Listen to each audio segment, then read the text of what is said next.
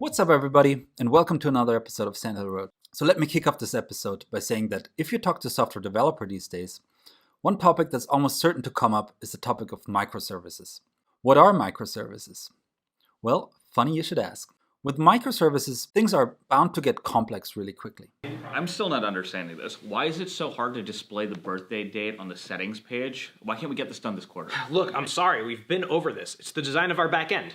First we have to call the bingo service.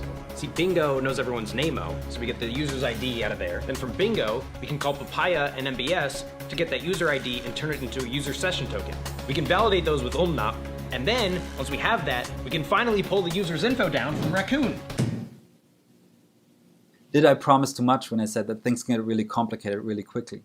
But don't worry, my guest today is here to help. Hey, how's it going, everybody? Excited to be here. I'm talking to Joey Parsons, the founder of effx, a company that is building a platform for observing and managing microservices across your entire infrastructure. effx is like a catalog, or newsfeed if you like, for managing your services. An application instrumented with effx gives the engineer a single YAML endpoint that they can navigate to for understanding the history and state of their microservice. Joey joins the show to talk about his prior life as a rockstar infrastructure engineer at breakout companies including Rackspace, Sugar CRM, Flipboard, and most recently Airbnb, and how he's left big tech to join the rare breed of mavericks, also known as founders. You're leaving your job at Airbnb to go start a company and incubate it within Kleiner Perkins. Like, what are you doing? What does your wife say, right? But he's not alone in this quest. Recently turned a father, he has a legacy to build. One of the wildest things when I was leaving Airbnb and I was explaining to people what I was going to do, I was also telling them for the first time that my wife actually was pregnant. And with the backing of Kleiner Perkins, which first incubated him as an entrepreneur in residence. Within the role at Kleiner, I had the opportunity to basically, attend any meeting I wanted to and attend any pitch and spend any time with any partner that I wanted to and just kind of get on their calendar, talk about, things I was thinking about. I got to go to Monday meeting. And later backed him in a recently announced 3.9 million seed round alongside Cowboy Ventures. Joey's joined by one of Silicon Valley's oldest venture firms with a great legacy to protect. But let's hear it from Joey himself and let's jump right in.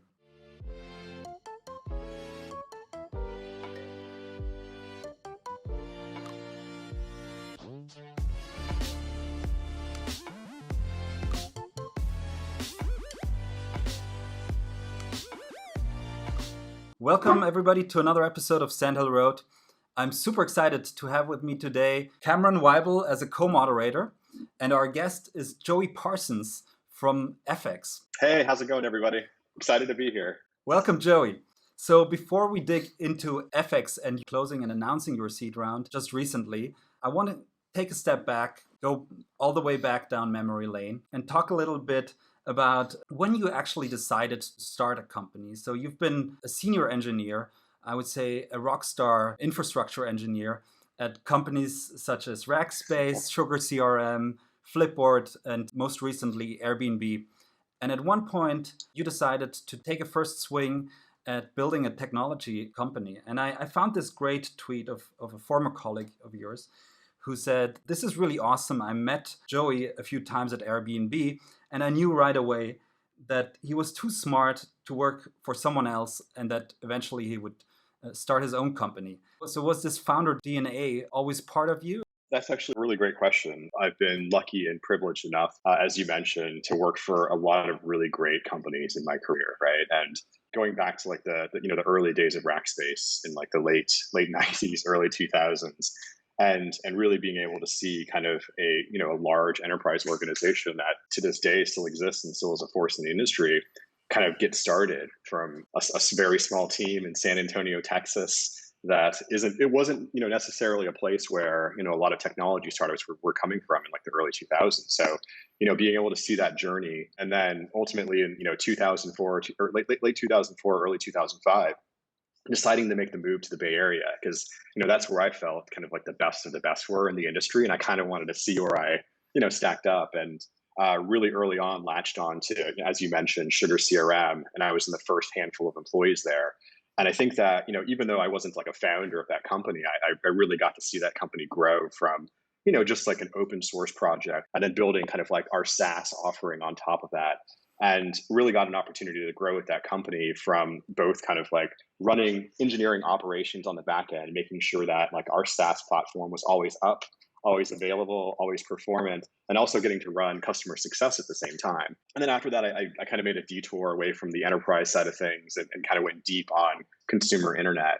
And had always seen these companies grow from just like, a handful of employees to, what like a Flipboard or a Clout or an Airbnb kind of really became. And at some point, when you've been in this for such a long time, right, you kind of get that itch yourself. It's hard to be in this area, in this community of Silicon Valley and not want to make that leap yourself. So last year I turned 40, right? So it was, making sure that I had kind of like the energy and, there's no better time than now. So decided, through Kleiner Perkins to take that risk, and it's been a great time since. So yeah.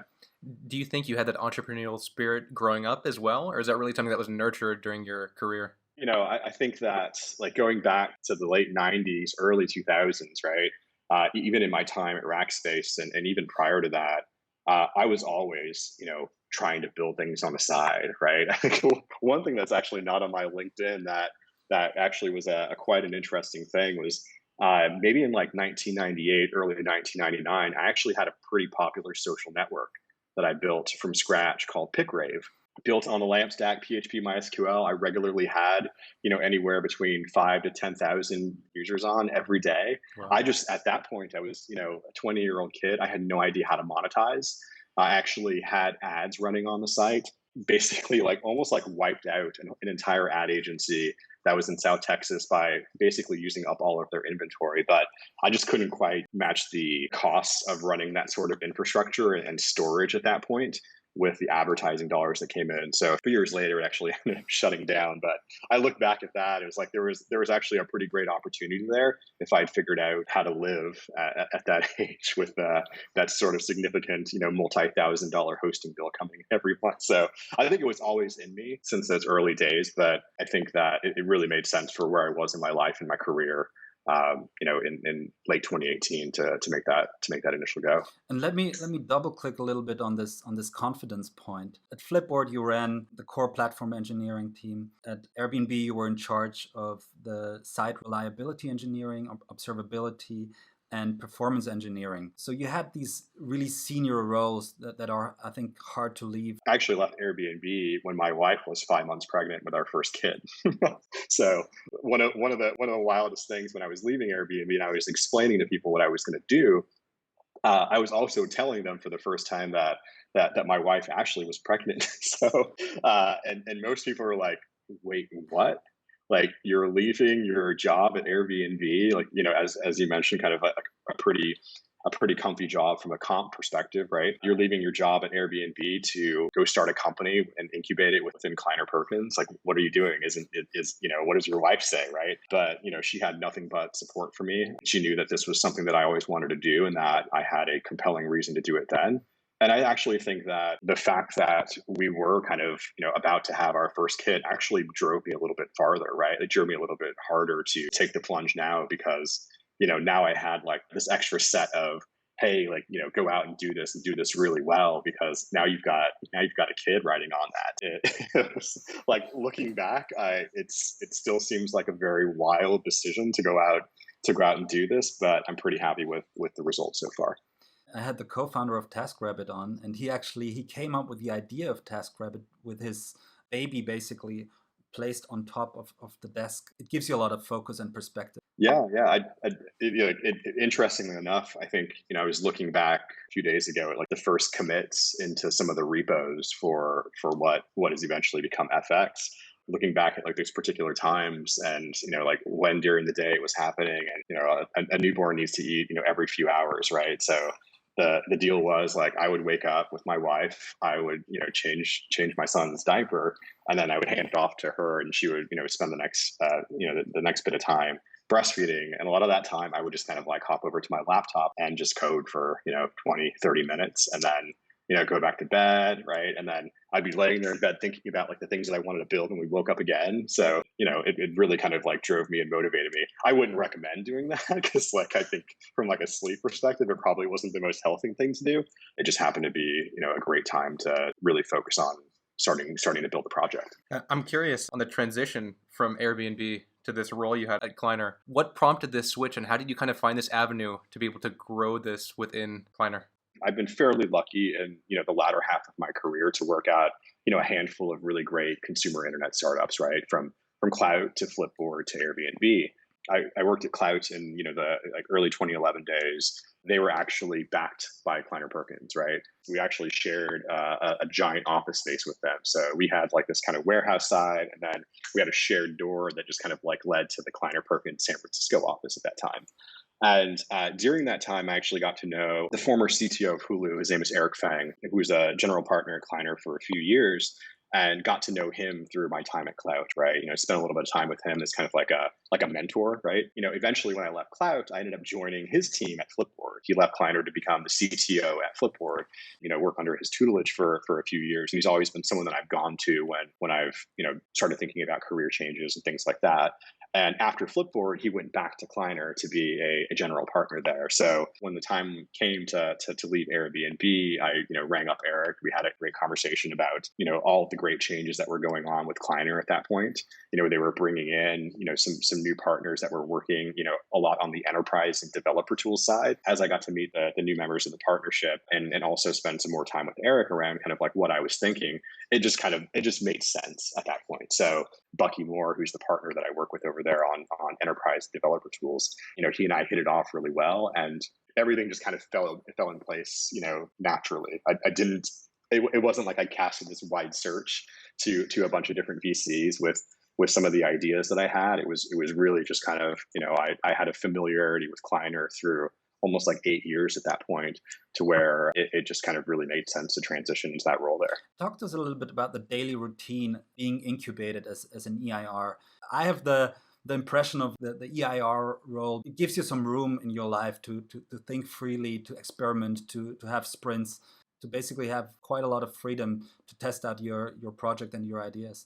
I'd say it was very much that, right? Within the role at Kleiner, I had the opportunity to basically attend any meeting I wanted to, and attend any pitch, and spend any time with any partner that I wanted to, and just kind of get on their calendar, talk about things I was thinking about. I got to go to Monday meeting, right, where the rest of the partnership was talking about deals that were in flight, and how they were going about making decisions on that. But I think that the real benefit was being able to talk to entrepreneurs, talk to companies within the portfolio around things that I was thinking about. But other than that, it was largely unstructured. There was a lot of freedom to have conversations with as many people as we could around, different ideas. And then a lot of it was just kind of, spent coding, right? So I would spend a little bit of time every week in like the Menlo Park office. And then I would also spend time in the San Francisco office in South Park. And it was just really great to have access to, the partnership there and all the supporting functions as we were thinking about this, and get like instant feedback around some of the markets that we were thinking about and ideas that we were thinking about. And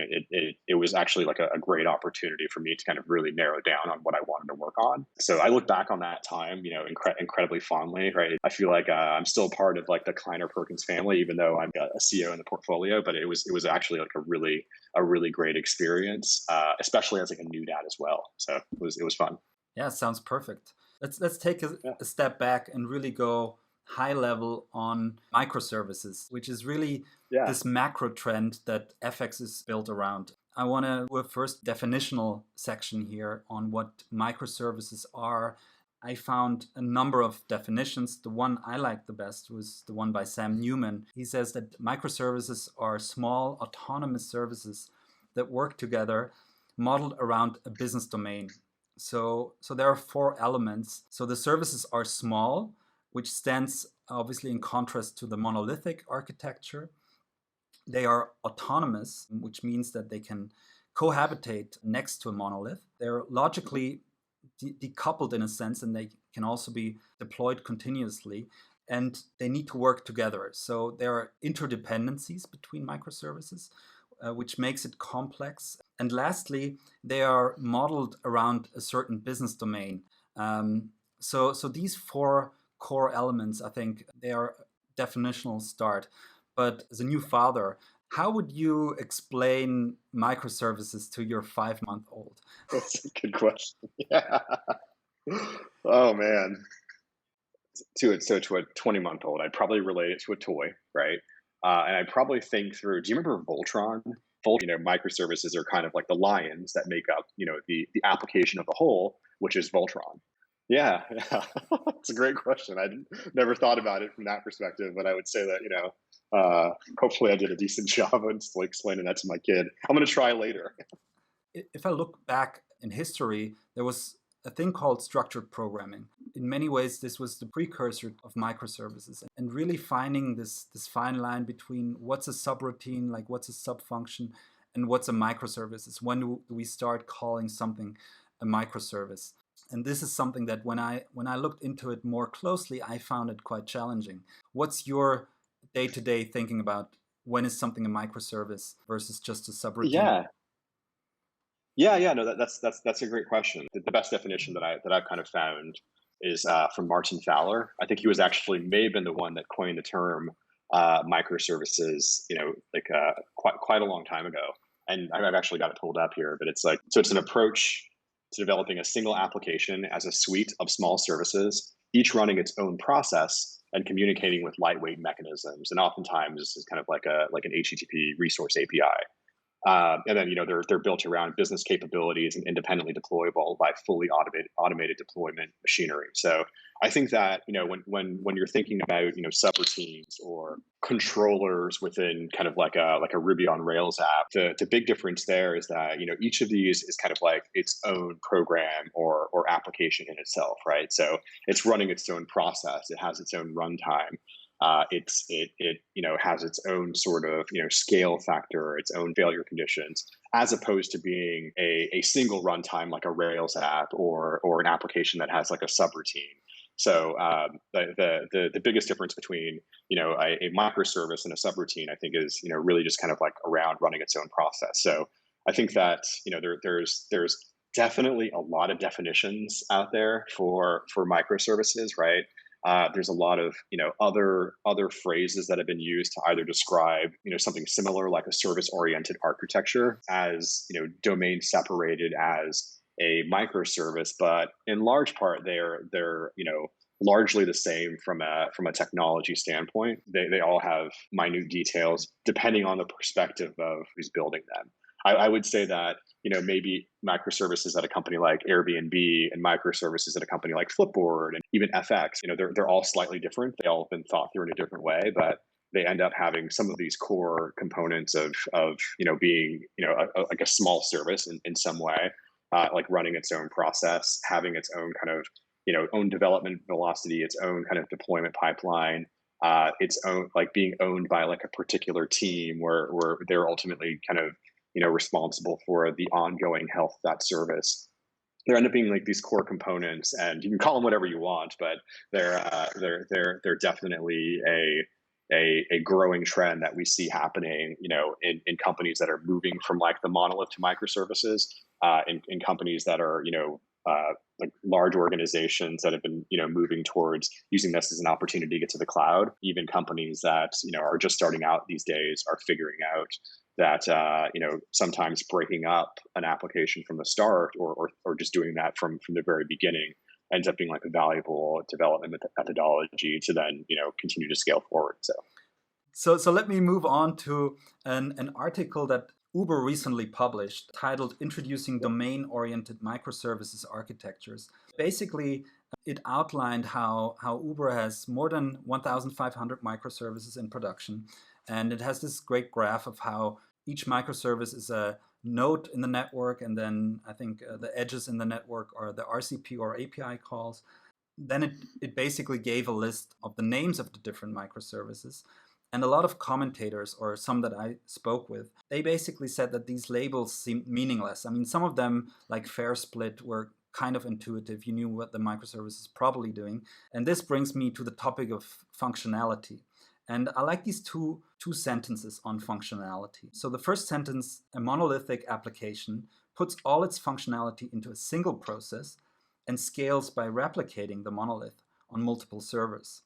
And then the other side of the coin is the microservices side. A microservices architecture puts each element of functionality into a separate service and scales by distributing these services across servers, replicating each one. What this basically refers to is this great advantage of microservices, of scaling. But before you can do this, you need to define the optimal scope of the functionality. And this, of course, also feeds into the size of the team handling the microservices. How do you, in your role at effx, where you talk to so many companies about microservices and a microservices architecture, how do you think about optimal functionality? What should go into a microservice? Yeah, that's actually a really hard question to answer, right? Because it's really different, I would say, for every organization. I guess, depending on where they are in their path to doing microservices, I would say, like, really well. Uber talks about, like, their domain driven approach, right, where they have this concept of layers, right, where they have domains within those layers where you have, like, your infrastructure stack and maybe kind of like your business stack and platform stack and edge stack, and that's one way of kind of like organizing around, like, the different microservices that enact with each other. And I'll give you an example of where this kind of becomes a difficult thing to, like, scope out. So let's say you have a service for users. Every app has users, right? What service talks to the database where, like, user information is stored? What stores information in, like, your user profile, like your name and your email address? And that usually will be a microservice or a service that exists within an organization. So let's say that you've built its application to this point, you have this user service, and then suddenly you have a requirement to store, like, roles of a user, right? These roles could be a dynamic, right? You could have an admin role, a billing role, or maybe even something more granular, right? Where you have maybe you have read access to the billing section, but you can't update the credit card, or have some sort of, like, level of administration based on the different components that you have in your application, right? At that point, as an engineer, you have a decision to make, right? Like, does this functionality belong within that user service, or do I go out and create a roles service, right? That the user service may talk to, right? And that the user service would then get its role information from the role service, but it wouldn't be part of that service itself, right? I've seen companies do this differently. So some companies might build in roles, depending on the complexity of roles, into the user service, because that's where the data may exist, and if it's a simple role type thing. But if it's a more complex sort of roles environment that you need to build out, maybe that belongs in another service. My initial kind of, like, gut in terms of best practices would be to break out those services, right? You'd have a user service, you'd have a roles service. That way, if you ever needed to extend that roles functionality beyond just the scope of a user, you would have that ability to do so. But there's a trade-off in doing that, because it becomes slightly more complex to understand what's happening on the user perspective. I would say there's a world where you maybe create the user and role service in the same service, and then maybe 2 or 3 years down the line, you break it apart, right? And to continue on that, I find it difficult sometimes if I'm trying to build a web app to really start and trying to architect everything in my mind as microservices. And so I usually start as a monolith and then componentize it later when I understand the scope. Do you also kind of start this way, or do you really kind of stay strict to the microservice mindset from the beginning? When we started building FX, we built microservices from the start, and some of those original microservices don't even exist anymore. From, like, a scope perspective, either they were too broad or too shallow, and we either consume them into other services or split them out. In the same way, within the monolith, you might not get it right from the start anyway.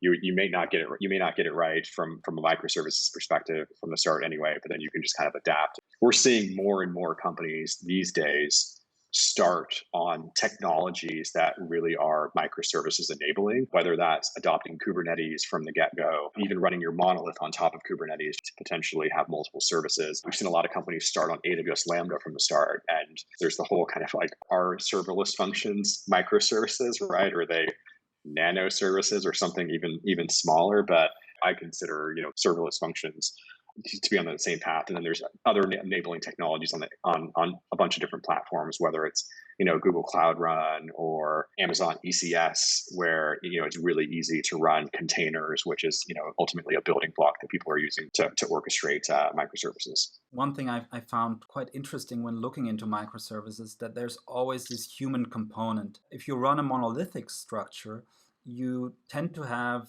a separate UI specialist, a middleware specialist, a database architect in a separate function, and then they have to talk to each other to deploy this monolithic structure.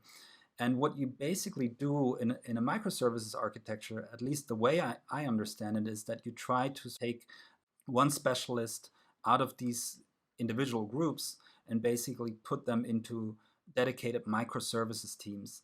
And when I looked into it a little bit, I tried to find out what's the optimal team size per microservice and what kind of capabilities need to be in one of these teams.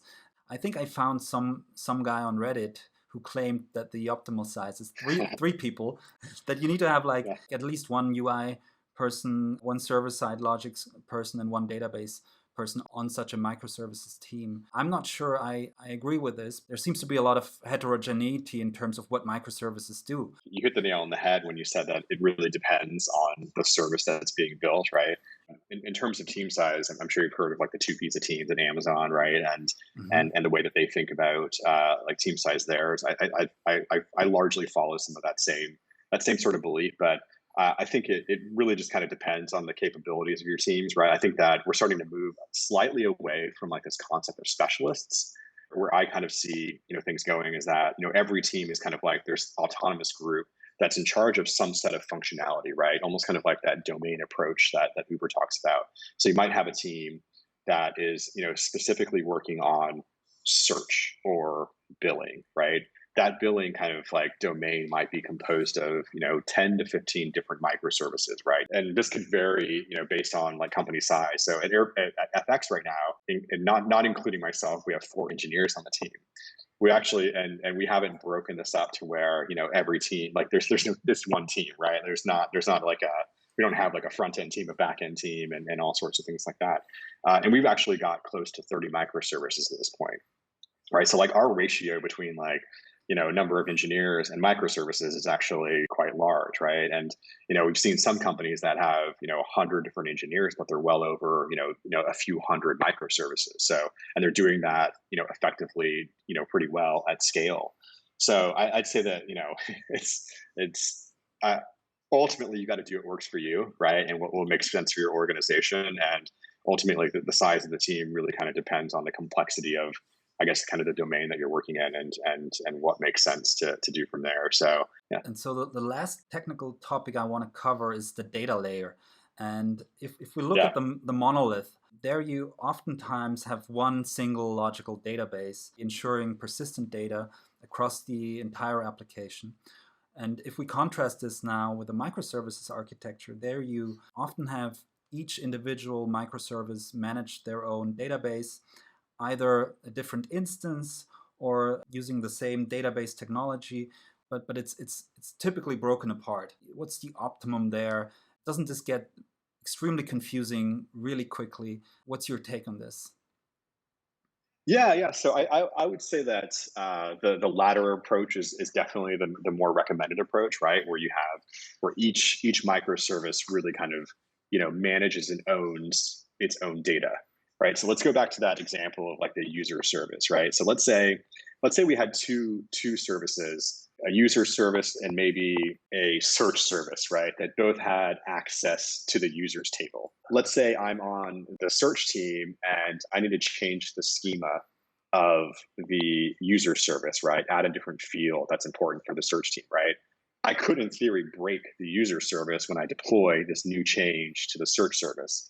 The better way of doing that is that the user service owns all of its data and it exposes an API for then the search service to use, right? So instead of the search service talking directly to that database and requiring a particular version of the schema, it's basically talking to the user service, which would then have a version of that API within that it presents to the search service and all the other search services. so that you don't end up with these sorts of conflicts, right?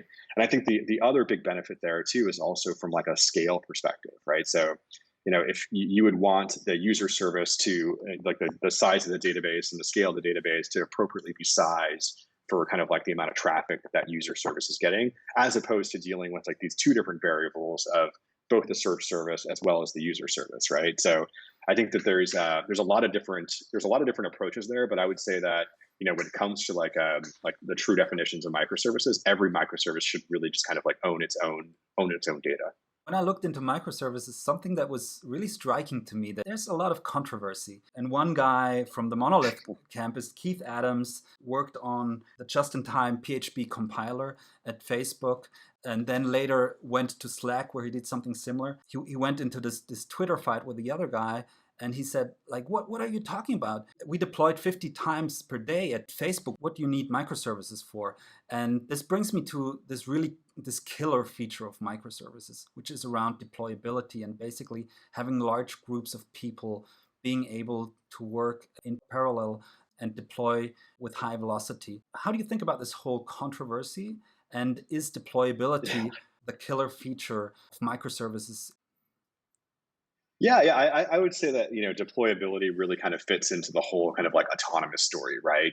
Like you're really enabling your organization and the teams within that organization to operate autonomously, right? Like you don't need to coordinate like your deploy with every single other team in the organization that's deploying like that same singular app, right? In the same way that Facebook did 50 times a day. I think they actually even did many more times than that. So stay away from those Twitter fights and a little bit of that controversy. Going back to what I was mentioning earlier, even when it comes to how people do microservices, you've got to do what works well for your organization, right? There's roadblocks for both of them, right? There's definitely challenges that come with running a monolith. There's challenges that come with running microservices.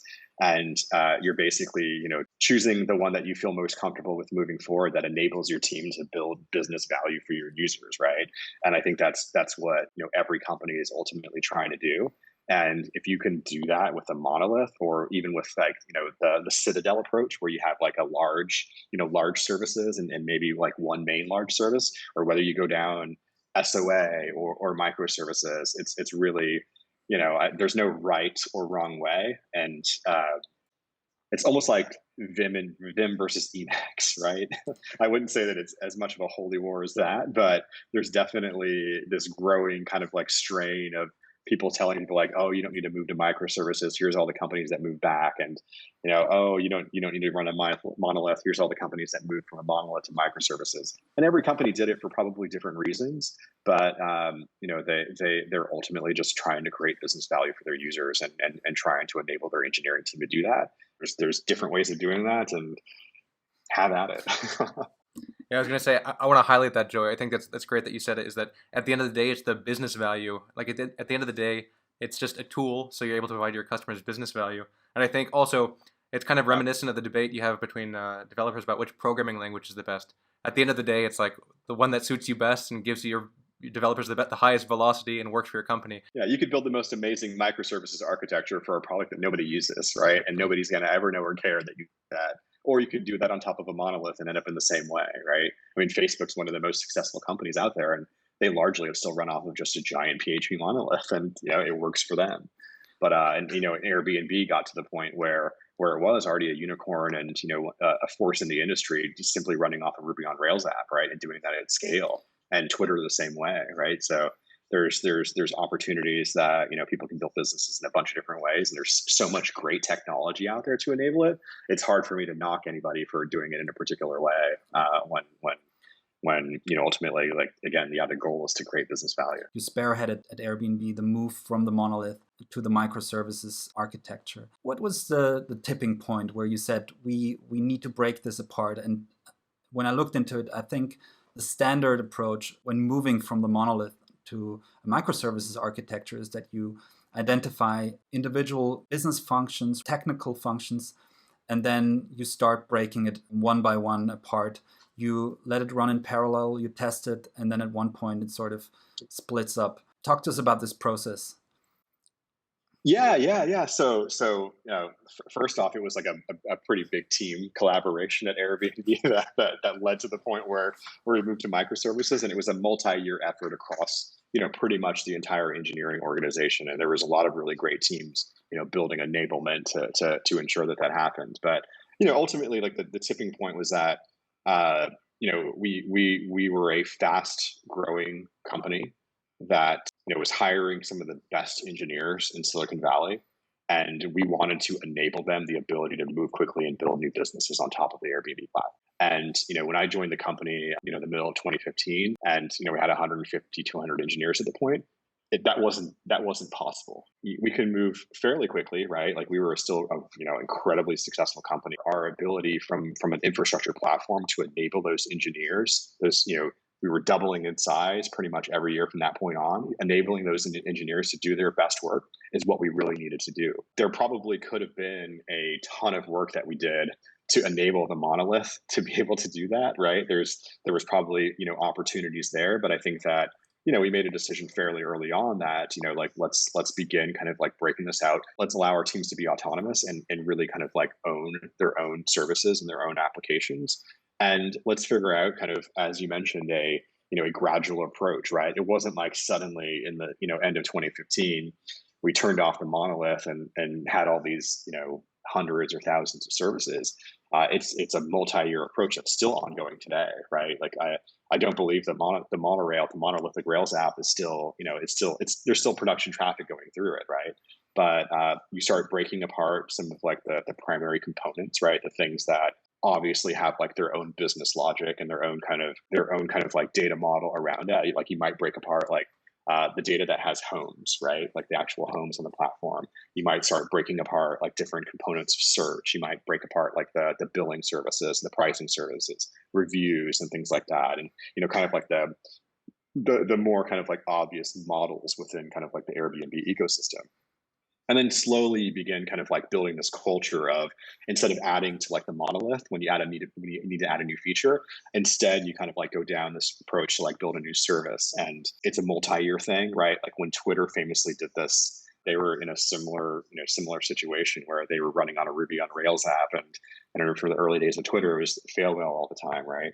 And they began moving towards like Java microservices, or maybe Scala microservices at that point. It enabled them to kind of like move quickly and solve some of both their productivity and reliability challenges. So talk a little bit more about how you managed microservices at Airbnb once they were put in place. And I think you talked about this previously. There were basically these two approaches. You had this YAML tracking app on the one side, and then you had this Slack and PagerDuty listener. This in-house built service, how did this prepare you or shape your senses for the need of effx out there? Talk to us a little bit about this. Yeah. So some of the big challenges that we were beginning to run into is that you end up with, say, 1,000 different services that exist within an engineering organization. And you were even kind of mentioning from like an Uber perspective, what do all these different names mean, right? Imagine being an engineer in a company where there's 1,000 different microservices and they're all just named very random things, right? No naming scheme is going to survive 30 services, much less like 100 or 1,000, right? So your search service could be named after like a fictional like cartoon character, right? The home service might be named after something in Spanish, and then the availability service on the calendar might be named after something that you don't even quite understand, right? And trying to piece all that information together, especially when things are bad or things have gone down or there's like downtime, becomes quite a big challenge, right? Much less understanding kind of like what language the service was written in, like what team owns it, like what tier of service it's in, where are its best dashboards, like what observability tools do I need to go look at to see the health of the service, where's its version control if I need to make a change, right? All the stuff that intuitively you would hope like an engineer could just kind of like grasp, and ends up being really difficult to find, right? Like you might have bookmarks being passed around, or engineers talking to each other in Slack and like your DMs that might have this information. And we felt the need, starting with like ownership, like what team is ultimately responsible for this health of the service becomes really important. We had a few initiatives where we'd create spreadsheets or like a wiki page to kind of like track that. But then, 2 weeks later it would be out of date, right? Because it didn't exist in code. It didn't exist in a way for an engineer to be able to easily consume. And then from the perspective of like deploys and all the different changes that can happen to that service, there's deploys, there's feature flags, there's experiments that are being run, there's capacity changes. All these things can change the state of a service. And when you're dealing with one monolithic app, really easy. Like there might be like, one UI where you're seeing this data, but when you have this distributed system of, these thousands of components where one change, maybe two services downstream can affect the service that you're working on, you need to kind of know that information. So we built a tool internally that was basically captured all of these change events to where you could see like, okay, what's changed all in like the last 5 minutes, and give the person that's either looking at an issue or debugging an incident all the context that they needed, so that, let's say you get paged in the middle of the afternoon, it's like 4 p.m. You could easily look and say like, oh, Joey turned on that feature flag on that service 3 minutes ago.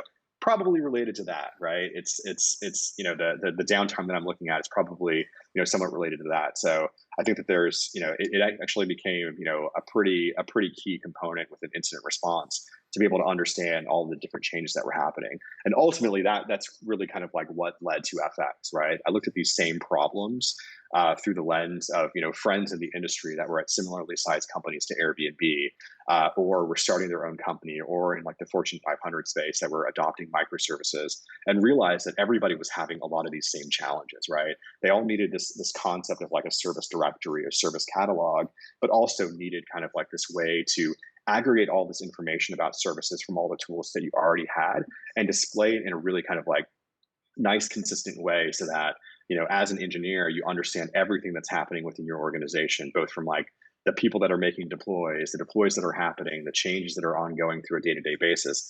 That way, if something goes wrong, you have all of that context to help you figure out what to do next, all the different contributing factors that could be leading to what you're looking at. So one thing that's always mentioned is microservices often operate in combination with Kubernetes. So how does FX and your product integrate into Kubernetes? Yeah, so that was definitely a trend that we saw, right? So most of the organizations that we talked to that had been deep into this world of microservices were using Kubernetes, right? I think it's what probably like the most ubiquitous choice these days for doing container orchestration and service orchestration. So really early on, that was the first integration that we built into the platform. We wanted it to be really easy for people to get their services into FX with really low effort.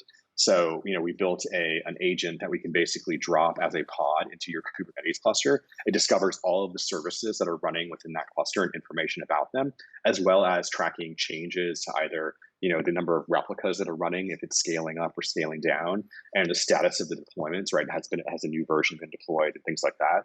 And then we consume all that information into our SaaS platform and build out kind of like your initial service catalog. So we felt that it was a great opportunity to go down that path, and I think that we've really geared FX towards where companies are going, cloud native technologies, especially Kubernetes and all the different service mesh tools out there, because we really feel like that's the future where people are building microservices, and we wanted to be able to really cater to that market and cater to the teams that are using those tools effectively.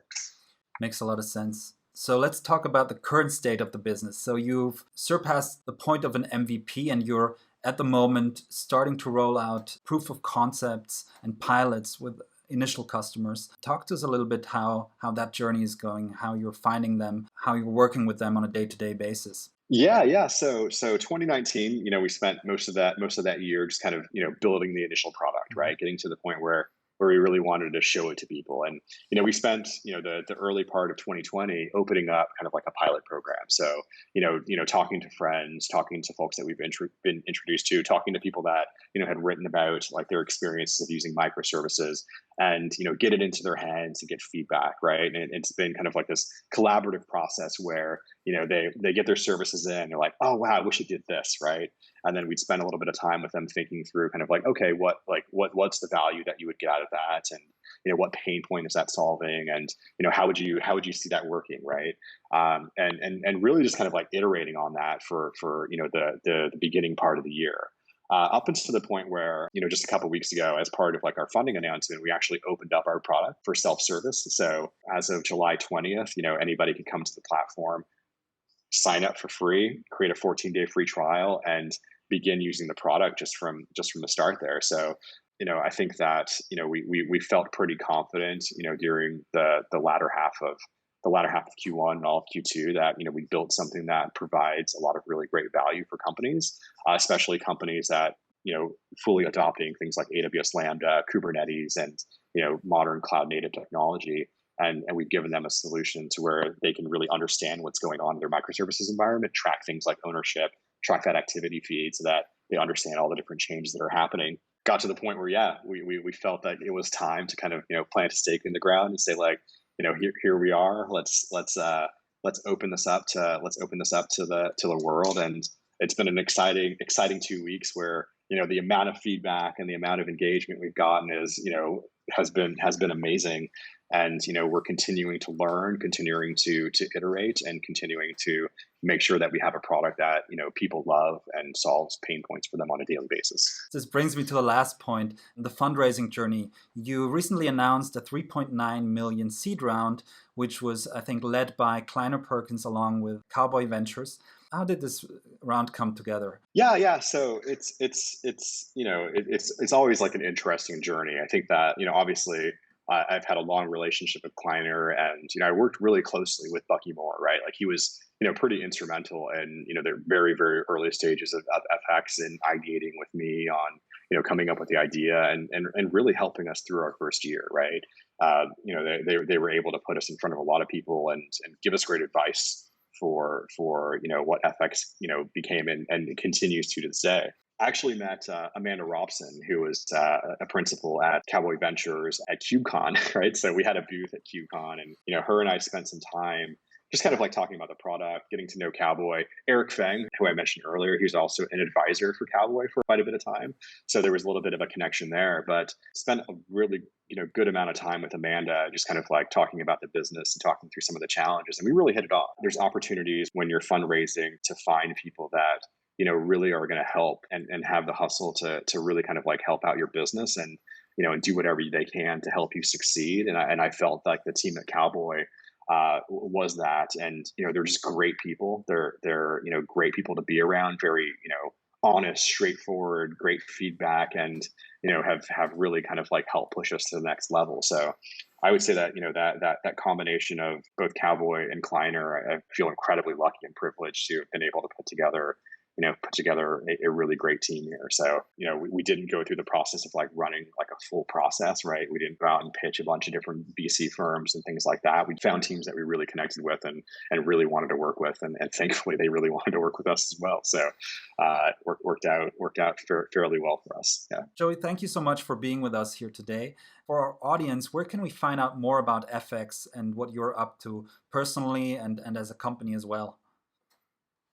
Yeah. So if you want to learn a little bit about FX, go to effx.com. That's effx.com.